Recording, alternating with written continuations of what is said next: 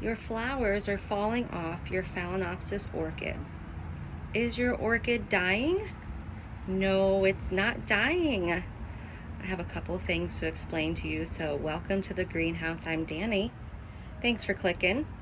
So let's dive into this. No, your Phalaenopsis orchid is not dying. If your blooms are falling off, that is just the natural process of these flower spikes. They do not last forever, unfortunately, even though I wish this beautiful show could last forever. It's just the natural process. And there are three things. There's three things that you can do.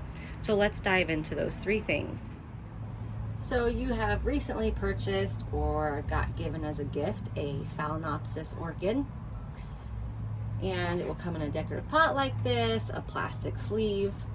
And if you clicked on this video, it's more than likely because you have blooms, you have flowers that are beginning to look like this, or bare flower spikes.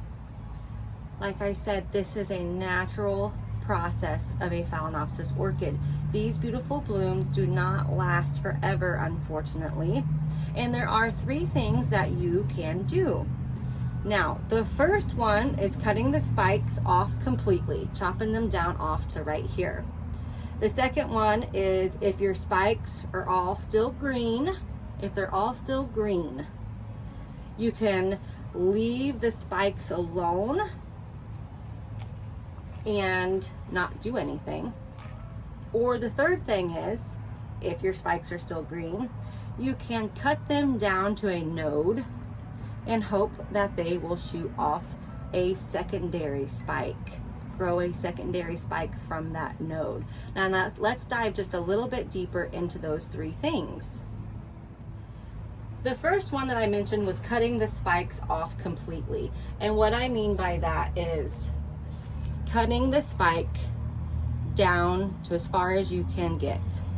And that is what I prefer. Sorry about all the background noise, you guys. It's a busy street today. But that is what I prefer, because I think leaving your flower spikes like this, once they're kind of bare, I don't think it looks very pretty. And I think it kind of looks gangly and ugly. So I do prefer cutting my spikes down completely. And also, if you decide to do that, it gives your Phalaenopsis its energy to put back into growing new roots and growing new leaves. Phalaenopsis orchids can do all three of those things at the same time, but I really just prefer cutting these spikes, letting that orchid have that energy into making its roots, into new leaves, and I think it's just a little bit prettier, because this isn't very pretty, especially when all of them start falling off. It's just not very pretty to me. So I'm going to show you on one spike. This does have two. So I'm going to show you on one spike where I cut it. You always want to make sure before you're cutting anything on your orchid that you sanitize your scissors. I sanitize mine with just 70% rubbing alcohol. So right here, I'm going to cut right there. And this will be letting this orchid give that energy back into some new roots and a new leaf. The other method I mentioned was to leave your spikes alone if they're still green. Now if they start turning, let me show you, if they start turning this brown to yellow color, it's dead. It's on its way to being dead and dying. So if you leave it, it won't do anything.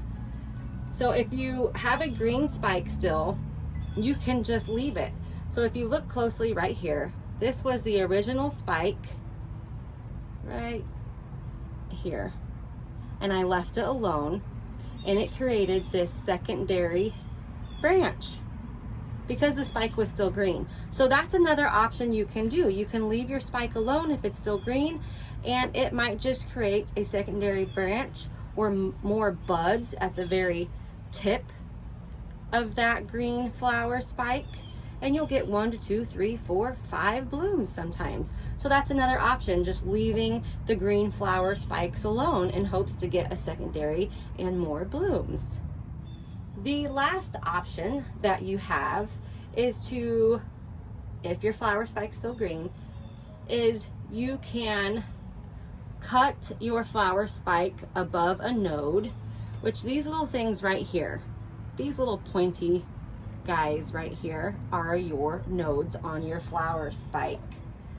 So what you can do is, oh, there's a spider coming down. What you can do is cut, let me grab my scissors, cut above a node. And usually you go to the second node up. So this would be the second one. And you cut just right above it, about a 1/2 inch. Just like that. And then as long as it's still green, continue to let it be. And that might just promote a second flower spike from coming out of this node, or even this node, or maybe both if you're lucky. Especially if you have a very healthy orchid with a really great root system, your chances of getting secondary spikes are pretty great. So those are your 3 options. You can leave the spikes alone if they're green, you can cut them down to the second node if they're green, or you can just chop them off completely if you feel your orchid needs to put that energy back into the orchid itself instead of making more spikes and blooms for you. I hope this was helpful. Happy growing. Thanks for joining the greenhouse today. Stay safe.